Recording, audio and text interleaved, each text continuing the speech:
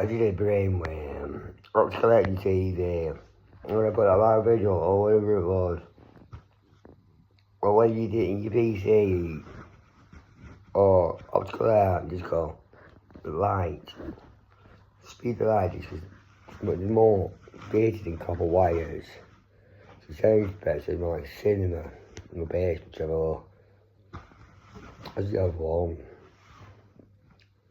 Bass, treble, and whatever you get on it.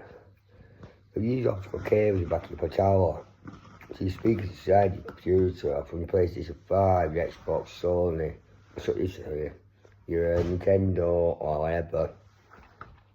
Digital sound switch your TV.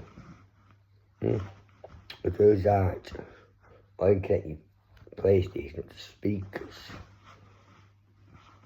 Not like your TV, you can do it anywhere you want. Still, your sound bar and your TV, your console, or your PC to your tower, your bass box, which you call it. And then you got digital, cinema zone, stereo, still, it's a good idea. Leave it there, think about it. As we're going on TV, there's no optical signals. It's no idea, you just put some in. Got me, time for a shower. She was hanging outside every day. But maybe you are, who knows? So you died.